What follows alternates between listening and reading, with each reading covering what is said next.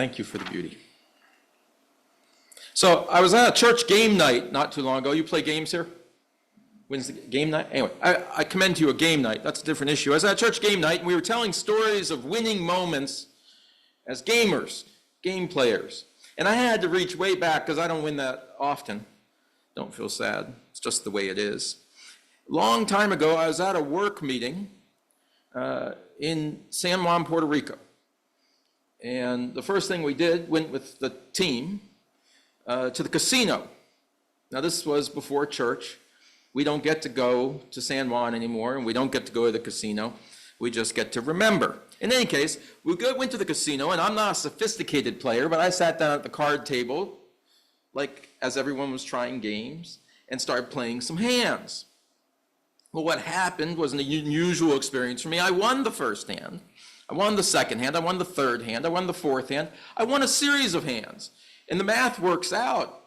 And my pile, my chips had grown such that I had become a hundredaire in that moment. I mean, I had wealth beyond expectation. In any case, the pile looked sort of impressive. And the main point was that all the people I worked with, the little office, were all there, and they had kind of gathered around, and excitement builds when you can parlay into win, into win, into win. And in that winning moment, there's a decision to make. I made the decision to stand up and walk away. I have not returned to a casino or played another hand of cards for money since. It has been over 20 years I bring this up. Now, why is that? It's not just because I went into ministry and got clean. It was that it was too sweet to have the 6 winning perfect hands, for they were hands that were dealt to me that were good. They weren't hands that I made. They weren't something I crafted out of my own talent.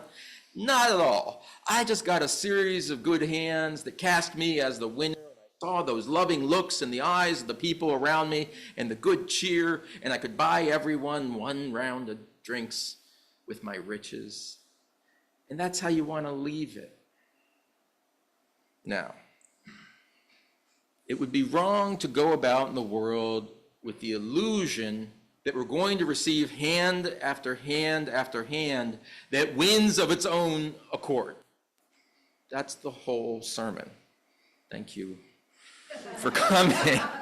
It has been my experience in my life that most of the time I get dealt hands, and they are lots of random stray cards, 6 of clubs, 8 of diamonds, 9 of spades, all these disparate pieces out of which it's impossible to make anything. And as you sit there at the table in those moments looking at the crud you've been dealt, you look around at the faces of all people who seem to be much more sophisticated, people who got good hands.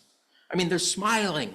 They clearly have better hands. And I've had that experience so many times at the table of like, why am I stuck with this when they should have gotten the same deal but seem to have done better? That's a whole nother tangential sermon about why do we get dealt different hands. And that's in the background here, recognizing we get dealt different hands from the get-go. Let's hold on to that fact. I bring this up, and I'm moving. Today's theme is something to do with attachment. And we start in that place of physical attachment, this idea that it's attachment to things. And that's a good practice of letting go. But things are only pointers, meaning material things. Material things, I think, only exist to perform the function of pointing to meaningful things, the most meaningful of which are immaterial. And so that practice of cleaning the closet and letting go of the odd tchotchkes that you have accumulated through a lifetime of doing stuff is really just a training exercise for going through the closets of mind and body and spirit and sorting out those things that no longer serve who we are and where we're going. To make space, I'm not arguing for a total emptying. Well, I could. But that the emptiness be an invitation for new good to come in. That's this practice, the practice of emptying, receiving, holding on, and then being able to let go. That's life. It's the process of it. Now, our problem, and I think it's a religious one, I'd like us to do that here, is to name what problem are we working. The problem, which is a religious one, is we repeatedly get hands dealt to us. Sometimes, heck, we even draw them ourselves, think about that are different than what we'd hoped for. Now, even when we're the dealer and we get bad hands for ourselves. Yet we need the fortitude to keep playing, not cling to some image of perfection. I'll keep playing as long as I have good winning hands. Well, this is third grade conversation, maybe kindergarten conversation. Can the game be fun when you're winning and when you're losing? Have we found the heart of the play? Or are we hinged? Is our joy, our happiness, our flourishing contingent on the things we don't control? Living a contingent life on things out of our control is a recipe for distress, struggle, and suffering. A little bit of the turn here is to think about those attachments, to have a sense of power, a little bit of power. That's the theme. If you remember one thing, as you go from here, take away that you have power, but just a little bit. Don't let the fact that the power is only a little bit cause you to disregard it, for that is the gift we have been given. So, let me get into a little more detail on the card game. This is really like a 40-minute metaphorical exegesis on playing poker. In the game, and right now I'm going to talk about 5-card draw is a game for those of you who are in the game. The first joy in this game is you get 5 cards face down on the table, and the first joy is before you turn them over, you don't know what you got. Just think Christmas presents, Christmas stockings. That's a really good moment. Some would say it's the best moment of undisclosed reality, where you hang right there on the precipice of possibility. It could be a royal flush. Every face-down hand is a royal flush until you turn it over. Why do we unwrap presents? It's the present, that's the joy. Just check the card, find out who gave it to you, and say, oh, the love of my life gave me a gift, and that is enough. What say you? I leave that as a potential spiritual practice. Don't open any presents this year, just leave them. Have people ask you all year, did you not open? Oh, no. No, we just love the present. Anyway, that's the first joy in poker, is you do, in fact, have to turn them over. The table gets all anxious with you. And you start sorting them around, trying to find a way to make something of the hand. You have to have a little imagination at that point to say, well, look, a 6 and an 8 of spades could be something if there were another piece, and so forth. 2 aces could be 3 aces. 2 aces loses, 3 aces usually wins. That's all the difference. You have to have an imagination. You have to have an optimism in order to see the possibilities in your life. This is something we talk about as moral imagination, meaning an imagination of a good that doesn't yet exist, but might come if we act. There's another important thing to kind of hold on to here, along with that idea of power. One of our magical powers is to imagine a better world, is to imagine a better hand for ourselves, no matter what that initial deal was. So as we sit there and we struggle with our hand, we might get anxious if it's a turn toward the weaker instincts in our lives, or we might get creative if we turn to the blessed instincts to see what might happen and to be courageous enough to stay at the table. Walking away from the table is the rookie move. It certainly is if you have the 6 winning hands. That's not how you build a career in gambling, which I could have had. The road not taken. How painful it is, and now a life in ministry. That's another story altogether. But it's the rookie move to have a losing hand and to walk away from the table. It's the rookie move to say, this is a terrible 5-card deal. I fold. Where's the bar? I'm leaving. Let's go see the show. This is no fun, honey. Why? Because in the game of 5-card draw, and this is the really important point, is that you get to turn your cards in. You get to trade a few of them, right? Depending on the table rules, how many cards you get to trade. You get 5 cards to start. You can trade up to 3. Some tables with kind of janky rules, you can trade up to 4. Meaning you're not married to those cards. And that's an important conception of the way life is. And it's deeply theological as Unitarians. So for some, one theology would say, well, God is the dealer. God gave me a hand to play, and I'm going to do my duty and play it. And the duty of playing this losing, suffering hand, the fulfillment of that duty is the greatest good in life. Could be one way of understanding. Where do the cards come from, and how am I standing in relationship to it? Now, the heresy, one of the 12 wonderful heresies of our tradition, 12 days of Christmas, 12 heresies. One of the wonderful heresies of our tradition is that we have some power to affect the deal and to affect what happens next. And what happens when you move away from a mindset that says these were given to me by a power greater than myself, with some providential purpose, moving away from that liberates and says, this is not my yoke to bear. This is not my burden, my life course to carry these cards. And you toss them on the table and you see in the next deal whether you have the possibility to build something from it. So this claim, which is really essential, often we talk about, oh, what do you say to people when you say a Unitarian? And it would not be a bad thing to say is we believe that with the gifts we've been given, we have the power to make a bit of a difference. And we have a moral responsibility to do so. And when we exercise and fulfill that responsibility, we ourselves have a more flourishing life. There you go. That's a kind of theological claim that isn't the claim of most churches. It's precious. It's empowering. The idea that we have some autonomy and some potency is important. Now, it's also important to recognize that we are not all powerful. So the virtues here I want to suggest, on one side, this claim of autonomy, sovereignty, and power, I mean individually. And then, oh my gosh, think about what if we combine together. That's a good thing to do. We have some autonomy and power that requires, that calls upon us to practice the virtue or embody the virtue of audacity in how we live.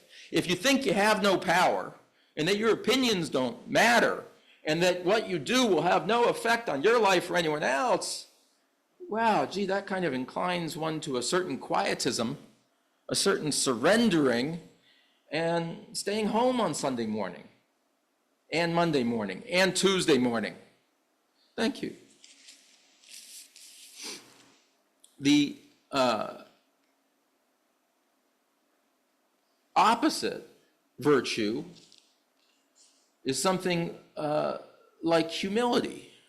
That's that countervailing piece. There was the criticism for us in the 19th century, something like that we think too much. A high anthropology, a high sense of human power is a bit presumptuous, a failure of humility. So again, as I say, that flashing word next to power is some. We don't have all power. If I had all power, today would be a different day.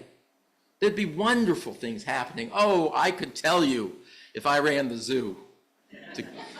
Right? Each of us could. We know we don't run the zoo. So, audacity and humility, those two virtues were suspended between. And my concern, to be honest, in these days, with everything happening in our world, and my own sense of feeling tired, feeling fatigued, feeling a little worried about what comes next, is that I will wake up and I will fail to be as audacious as I ought to be. I think that's the risk right now. That's my diagnosis, my collective diagnosis. It would be too much. After this election, life isn't all this election, remember that.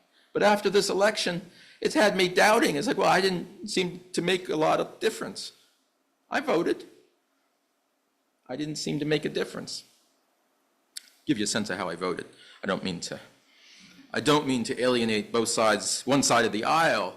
But I'll just say, for me, it was an affirmation that me and my circles were less efficacious than I imagined us.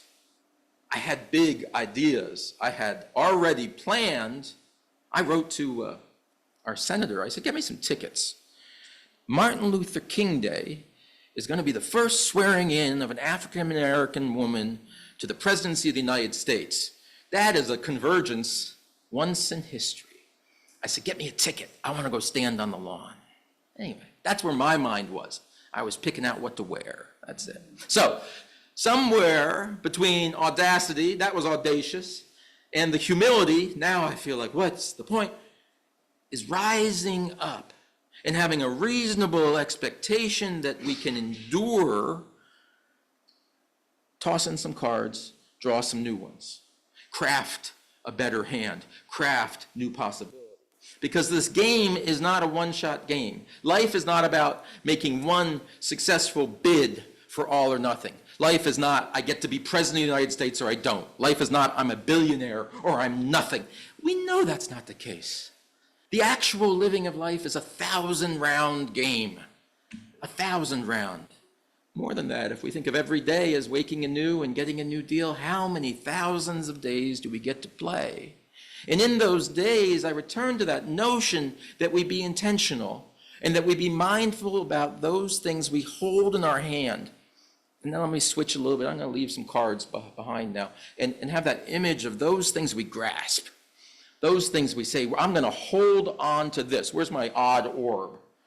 Say, I'm going to go to my deathbed gripping this odd orb. Really? Maybe that's superfluous. Maybe let that go. What is worthy in this space of the sacred? And we want to go from the stuff. The stuff doesn't matter. I want you to enjoy all your Christmas presents. I hope you have frivolous ones. I hope you get everything you want. Not so terrible to want beautiful, frivolous, delicious things. But don't let them distract from the grasping onto other things. The people we love. The friends of a lifetime. The ideals that guide us in times of darkness and hardship. The practices, let me move from the stuff we believe to the stuff we do. That too is a little message I want you to take about Unitarian Universalism. It's great to have principles, it's better to have praxis. Okay? From principle to praxis. Don't tell me what you think, tell me what you do, I'll figure out what you think, as they say. Martin Luther, how often do we quote Martin Luther, right? Preach always, use words only when necessary. They know us because what we do. It doesn't have to be storming the Bastille. They know us from having lunch with a Grinch. For probably, I was doing the math, more than 100 and something young people, they know this castle because they had lunch with the Grinch here. What an odd intersection, but what a precious gift. The Grinch lives in a castle, and I know where he is. But they'll carry that with them.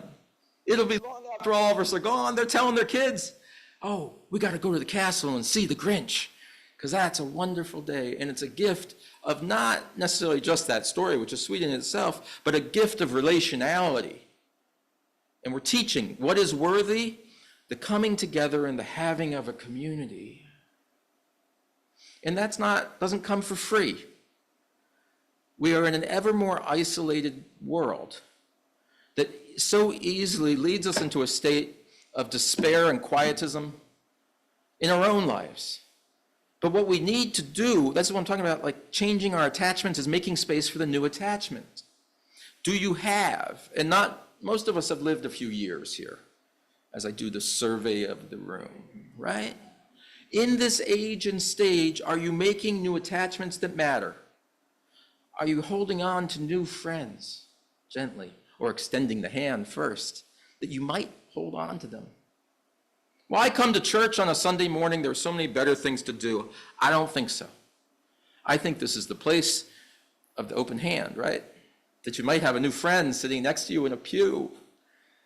might be surprised by that. You might have new purpose in the ministry of the church. There's a whole nother sphere of things we attach to.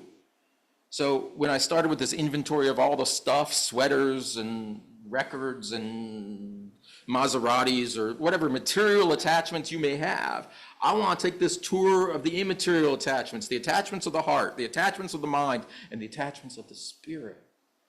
So it has to do with people, it has to do with beliefs, it has to do with understandings about the way the universe works. It is not obvious how the universe works. And when you have glimpsed some little truth about the way this whole Mishigas functions, hold on to that. Don't surrender that attachment. I'm talking about wisdom. I'm talking about as we live our lives, we grasp little bits of wisdom that can in one day change everything for us. And when we act on them, those insights, and when we share them with somebody else, they begin to change the world around us as well. This is why we come to church, at least one reason, is that someone might shine a light for us. Someone might have a word to lay on us that shifts everything a little bit, gives us something new to hold on to. Maybe a new conviction, a new belief, a new path forward. All of these things are collections, and I want you to think of them on your spiritual tchotchke shelf, right? Possibilities for the future, winning hands that you've yet to hold that are gonna make a difference. That's what I'm here to say. We must know that we can make a difference, that we can make a difference with our bodies, in our minds, our hands, that we can make a difference through discernment, the process of discerning together what matters in this moment. What is, to borrow a little ancient Greek philosophy, what is just fitting to the moment, to the time, to the need, to the person next to us, to the call of our own gut. Let's move from heart to gut. What is most fitting? Let us grasp that thing. And if we need to make space on the shelf, let's do so by continuously learning to let go. Old ideas that don't serve us anymore. Old stories about how the world is. Old stories about who we are and how we're limited, who we are and who we are not. Old stories about people we've never met. Most of what I see swirling around in the abstract world of the internet are stories told by people about people they don't know. Well, get rid of those first. They're probably just not even true. Make space in your life. Go into this holiday season, clear out space because you're going to receive new gifts. And gifts come to those who are expecting them. So show up at church, I hope, every Sunday, expecting to receive a gift that's going to change your life. Salvific religion. Come to church expecting to be saved. Saved by what? The one and only answer? By the visiting minister from 57th Street? Could be. But don't bet on it. You're going to be saved by a dozen new ideas, frames, emotions, sensations that cause you to become a new person and cause us to become a new community with more possibility, more potency, and more to be grateful for. May this be a season of space making. May this be a season of receiving unexpected gifts. And may this be a season that we celebrate together. May it be so, and amen.